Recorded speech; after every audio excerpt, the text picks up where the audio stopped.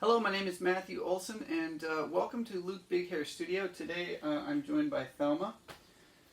So last time, if you're following along in order here, last time we were doing this.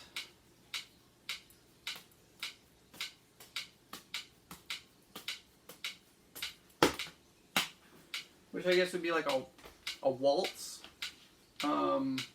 It's a triple meter, right? It's three. We're counting to three. We got three balls, counting to three. Now, let me show you this. So go back to two in one hand. Okay, and I can do that in my left hand as well. Now, then the next thing you can often jugglers learn is this. So,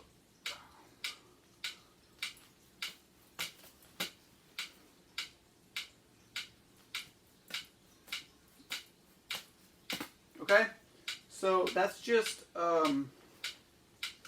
all that is the same thing in both hands, and in juggling that's called a synchronous pattern, I believe. So now what I'm going to do, the next thing I'm going to do is I'm going to take my metronome. I was at 104. I'm going to go up to 208.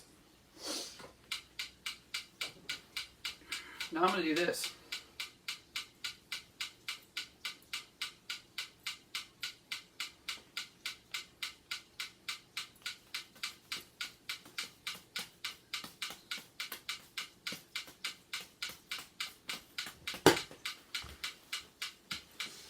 So you get the idea.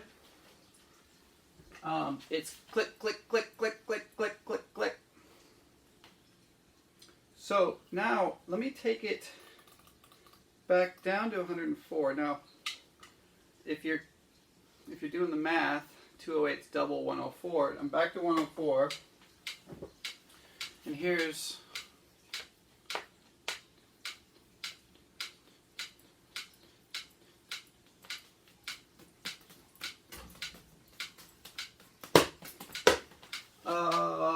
So now what I'm attempting to do is, which is to say that, well, let's go back to this.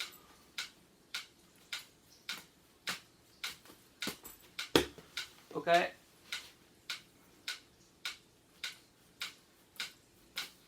Now let's do this.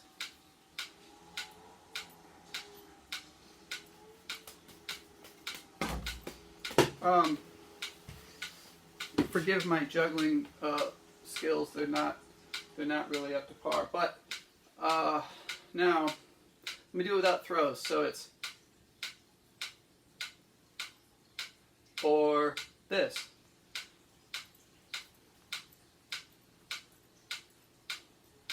Now, when I do this, I feel like I'm conducting an orchestra. Which I didn't really think about until watching myself in the camera. So now the next thing I'm going to do is I'm going to move this down. I can't hit 62, but I can hit 63, which is half, roughly speaking. So now I'm at half on the metronome.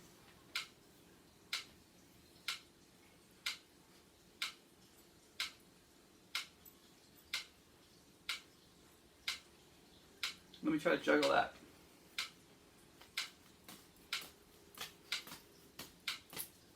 Okay? And now I'm going to try this.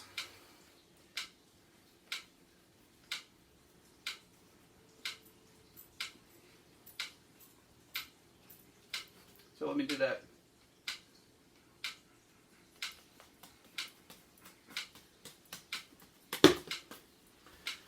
Okay. So what I'm illustrating here is just the idea of tempo as it relates to rhythm. So this thing is providing tempo and its own sort of rhythm, but when we use a metronome, we're creating rhythm from that tempo, or from that rhythm itself. We're basically augmenting that with something that's more interesting, something that's more, musical, be that a drum beat or a bass line or playing chords. Okay, so, and I'm trying to illustrate how it in a sense, depending on where my metronome's set, I can think of it two ways. Either I can think of it as, my tempo is 104, for example. But if I put the metronome at 62, 63, I could say my tempo is now at 62, let's say, or I could still say my tempo is at 104. This is hilarious because it shouldn't be 62. It should be 52. So anyone keeping track at home and is much better at math than me, way to go. I'm sure you caught it long before I did. So you could say the tempo is 62, or you could say the tempo is still 104. And then it just becomes a question of how you're relating tempo to the rhythm that you are playing. Same thing if we go from 104 up to 208. Once again, you could say your tempo's at 208, or you could say your tempo's at 104. Personally, I kind of like to think of all three of these as having a tempo of 104. And then it's just a question of how much the metronome is, how many clicks I'm getting within that tempo, right? It could be 1, or it could be 4.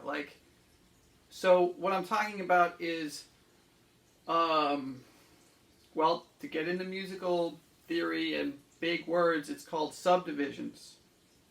So this is what I'm trying to illustrate with juggling 4 balls. And I like 4 balls for that purpose because a lot of our music is counting to 4, rhythmically speaking. And it's also, 4 allows you to do these sort of synchronous and asynchronous things that you can't really do with 3.